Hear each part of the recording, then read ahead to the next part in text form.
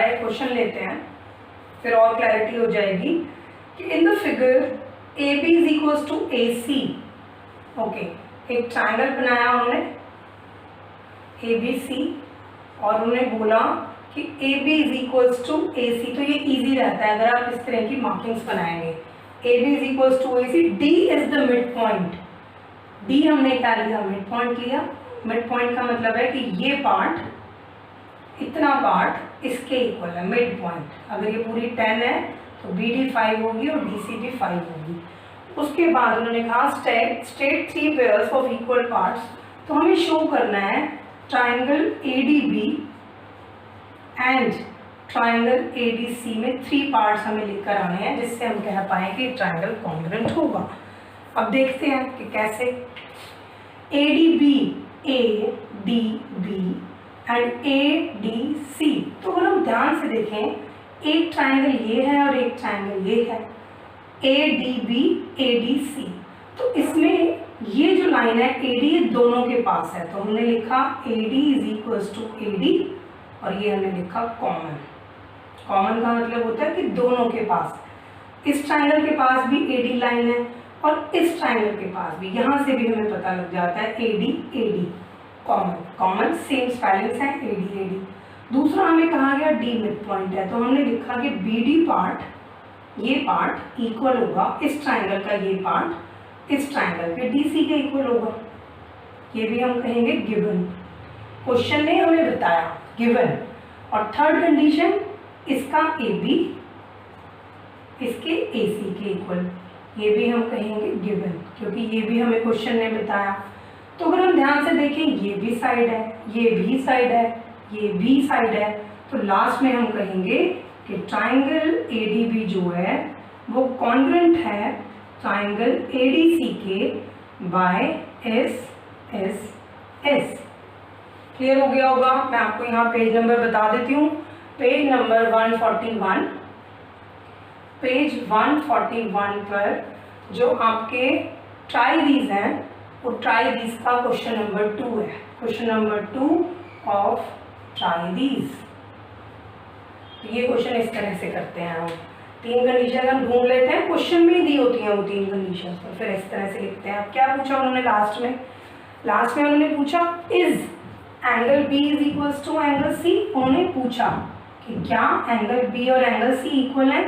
तो मैंने second part में आपको समझाया था कि जब कॉन्ग्रुएंट हो गया उसके बाद जो भी उन्होंने हमसे पूछा है वो क्या होगा, corresponding parts of congruent triangles are equal. तो ब्रैकेट में हम कहेंगे, क्योंकि क्वेश्चन में पूछा गया इज, तो हम लिखेंगे yes angle B is equals to angle C by C P C T. I hope कि क्वेश्चन क्लियर हो गया होगा। एक और केस लेते हैं तो और अच्छे से क्लैरिटी हो जाएगी। हम ये वाला क्वेश्चन लेते हैं, पेज नंबर 144 और इसका जो ट्राई दीज का क्वेश्चन है, question number 4 of try these. Clarity हो जाएगी बहुत अच्छे से कि हम क्या पढ़ रहे हैं। तो देखते हैं क्वेश्चन को। उन्होंने कहा फिगर में A B C D bisect each other at O. एक लाइन ए बी है, एक लाइन सी डी है और वो बाइसेक्ट कर रही हैं एट ओ। तो ये आपको बोला गया ए बी और ये उन्होंने बोला यहाँ पर सी डी। बाइसेक्ट का मीनिंग आपको पता होना चाहिए। बाइसेक्ट का मीनिंग होता है 2 equal parts. By means 2, sect means cut करना, 2 इक्वल पार्ट्स। तो बाइसेक्ट मतलब ए ओ पार्ट किसके इक्वल है, ओ बी के, और ओ सी पार्ट, ये जो पार्ट है वो किसके इक्वल है, ओ डी के। उसके बाद उन्होंने ज्वाइन किया ए सी को और बी डी को। ये फिगर है। फिगर अच्छे से क्लियर होगी कि फिगर में क्या दिया हुआ है उन्होंने। अब उन्होंने कहा कि बताइए कौन से 3 पार्ट्स होंगे। State 3 pairs of equal parts in AOC and DOD। फिर हम वहीं से शुरू करेंगे। हमने लिखा ट्राइंगल AOC और ट्राइंगल BOD के बारे में। यहाँ से क्लियर नजर आ रहा है हमें कि AO इसका जो AO है वो इसके BO के इक्वल है। ये देखो AO किसके इक्वल है, BO के।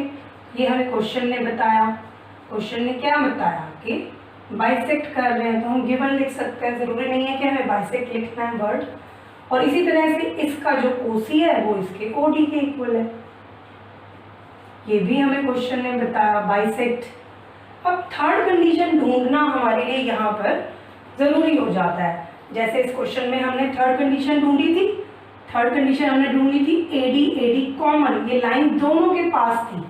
तो कुछ बच्चे क्या करते हैं, वो लिख देते हैं एंगल O कॉमन, लेकिन अगर आप ध्यान से देखो एंगल AOC इधर है और एंगल BOD इधर है, कॉमन तो नहीं है, ये कुछ और है, ये कुछ और है, लेकिन ये दोनों एंगल क्या बना रहे हैं। अगर आपने चैप्टर किया है, चैप्टर आपका 5th चैप्टर जो है लाइंस एंड एंगल्स, उसमें आपने डिफरेंट पेयर्स ऑफ एंगल्स पढ़े होंगे, वर्टिकली ऑपोजिट एंगल्स है। तो हम क्या करते हैं, फिगर में मार्क कर देते हैं। अगर फिगर में मार्क नहीं करना है 1 और 2 तो हम स्पेलिंग्स में लिख देते हैं। तो इसका नाम क्या है AOC और इसका नाम क्या है BOD, और ये क्या चीज़ है वर्टिकली ऑपोजिट एंगल्स। हमें रीज़न बताना होता है, ज्योमेट्री का मीनिंग यही होता है कि जो भी हम लिख रहे हैं उसका रीज़न बताना है। तो अब ध्यान से देखते हैं कौन सी कंडीशन से कॉन्ग्रुएंट हो गए। ये साइड है, ये भी साइड है क्योंकि दो स्पेलिंग्स है, ये साइड है साइड और ये एंगल है, तो साइड है। अब एक ही ट्रायंगल में अगर हम अपनी फिंगर को मूव करवाएंगे तो हमें आंसर मिल जाएगा। ये देखो साइड एंगल साइड, फिर देखो इसी में मूव करवाओ एक ट्रायंगल में, साइड फिर एंगल फिर साइड। तो यानी कि ये चाहे हमने आगे पीछे लिख दी डजंट मैटर, ये S और A ये एंगल है, तो ऐसे तो कोई कंडीशन नहीं होती। लेकिन हम फिगर में अगर ध्यान से देख रहे हैं तो ये साइड है, ये एंगल है, ये साइड है, तो हम लिखेंगे बाय SAS। ये बताना होता है हमें किस कंडीशन से कॉन्ग्रुएंट है। ट्रायंगल AOC जो है वो कॉन्ग्रुएंट होगा ट्रायंगल POD के।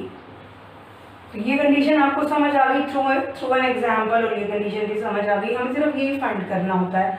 और फिर उन्होंने पूछा, अगर सपोज आपसे पूछा जा रहा है कोई एंगल पूछा जा रहा है या कोई और साइड इसके बारे में पूछा जा रहा है, सपोज ये मैं खुद ऐड कर रही हूँ, क्वेश्चन में नहीं है, सपोज मैं ऐड कर देती हूँ यहाँ पे is AC equal to BD, तो आप कहेंगे yes by AC is equal to BD yes by CP/CD। I hope अच्छे से समझ आ गया होगा CP/CD क्यों लिखते हैं, कॉन्ग्रुएंसी क्या होती है, कॉन्ग्रुएंसी की कंडीशन क्या होती है, ये कंडीशन कैसे आती है, क्वेश्चन को कैसे रीड करते हैं, रीड करने के बाद सारे रीजंस कैसे लिखते हैं, ये सब चीज़ें 1 बाय 1 आपको आनी चाहिए। एक और एग्जाम्पल लेते हैं, उससे और अच्छे से क्लैरिटी हो जाएगी कि हम कर क्या रहे हैं। उस एग्जाम्पल में फिर दोबारा से हम आपके ट्राई दीज में जाते हैं और ट्राई दीज लेते हैं पेज नंबर 146 का 5th, पेज नंबर 146 का 5th क्वेश्चन ट्राई दीज का। क्या कहता है ये क्वेश्चन, फिगर बनाएंगे पहले क्वेश्चन को पढ़ के। क्वेश्चन हमें कहता है कि ray AZ bisects angle DAB as well as DCB। ये फिगर दी हुई है आपको, इस तरह की फिगर है, और ये ट्रायंगल का नाम है ADC और ये है यहाँ पर आपका B। और वो कहते हैं रे AZ ये इस तरह से जाती है कि इस एंगल को बाइसेक्ट मतलब आधा आधा कर देती है और इस एंगल को भी आधा आधा कर देती है। ये मार्किंग सिंगल सिंगल मतलब ये दोनों इक्वल एंगल्स हैं, और ये डबल मार्क का मतलब ये दोनों इक्वल है। और फिर हमें वही करना है, 3 कंडीशंस ढूंढनी है। तो हम पहले लिखते हैं in triangle BAC and triangle DAC। अब इसमें 3 कंडीशंस ढूंढते हैं, देखते हैं हमें कैसे मिलेगी। AZ आपको दिया हुआ है, बाइसेक्ट, यहाँ पर साइड बाइसेक्ट हो रही थी। ये अगर ये पूरी साइड सपोज 12 है तो ये 6 और ये चीज़ 6 हो रही थी, बाइसेक्ट साइड्स हो रही थी। यहाँ पर एंगल बाइसेक्ट है, सपोज ये पूरा एंगल 80 डिग्री का है तो ये 40 डिग्री, ये 40 डिग्री, और सपोज ये 100 है तो ये 50 डिग्री, ये 50 डिग्री। ये मतलब होता है एंगल बाइसेक्ट। बाइसेक्ट मतलब 2 इक्वल पार्ट्स। तो यहाँ पे हमें फिर 3 कंडीशंस ढूंढनी है, और एक कंडीशन इस ट्रायंगल से आनी चाहिए, एक कंडीशन इस ट्रायंगल से आनी चाहिए।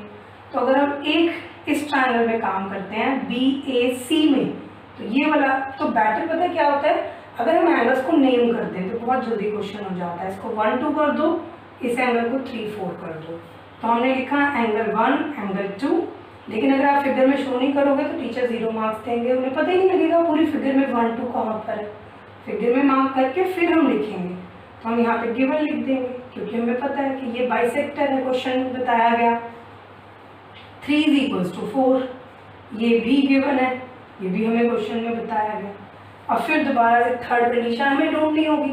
तो थर्ड कंडीशन अगर हम ध्यान से देखें तो दोनों के पास कौन कॉमन है, AC AC। यहाँ भी देखते हैं, जब इस ट्रायंगल की बात करते हैं तो AC आता है, इस ट्रायंगल की बात करते हैं तो AC आता है। चेक भी करना है फिगर में क्योंकि सेम चीज़ है। जैसे यहाँ पर O तो दोनों में आ रहा था, यहाँ भी O आ रहा था, यहाँ भी O आ रहा था, लेकिन ये वाला एंगल डिफरेंट था, ये वाला एंगल डिफरेंट था।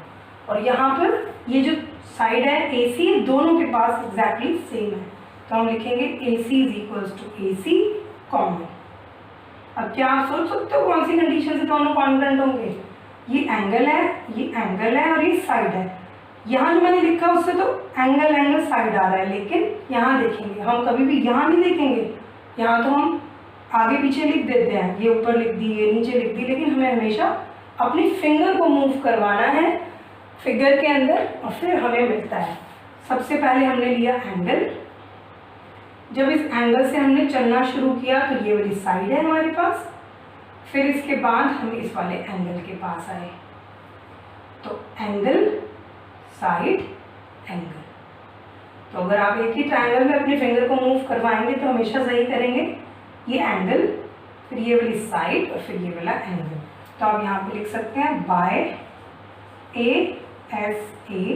ये कंडीशन ढूंढना बहुत जरूरी है आपको। BAC ट्रायंगल कॉन्ग्रुएंट है DAC ट्रायंगल में। तो जितनी भी कंडीशन हमने अपने पार्ट 2 में डिस्कस की थी वो सारी कंडीशंस पे बेस्ड मैंने आपको क्वेश्चंस करवा दिए हैं। एक और लास्ट क्वेश्चन लेंगे क्योंकि हमारी RHS कंडीशन रह गई है, उस पर भी हम एक क्वेश्चन करेंगे तो बहुत अच्छे से समझ आ जाएगा कि हम क्या पढ़ रहे हैं। तो देखते हैं लास्ट वाला क्वेश्चन जो है हमारा, लास्ट क्वेश्चन लेते हैं RHS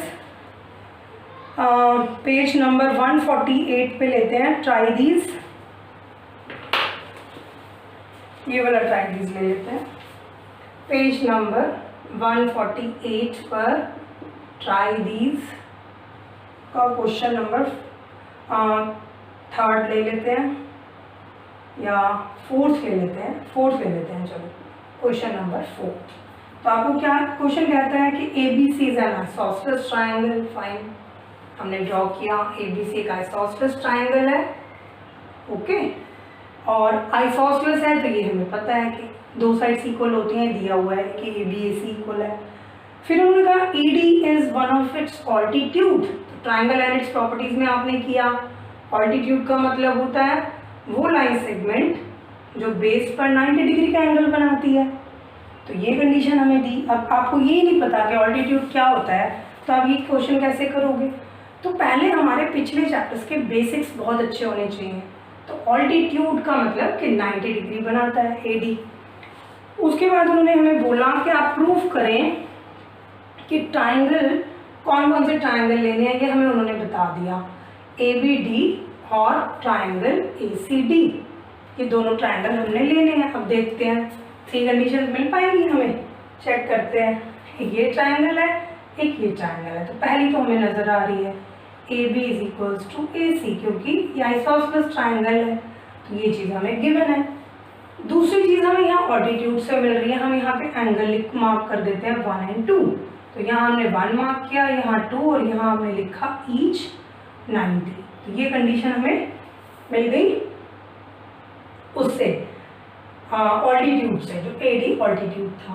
अब एक और कंडीशन हमें इसमें ढूंढनी पड़ेगी, क्योंकि हमारा जो 90 डिग्री हो गया और ABAC हो गया, उसके बाद अगर हम ध्यान से देखें 90 डिग्री होने से शायद यहाँ पर RHS लग रही हो, right angle, hypotenuse and side.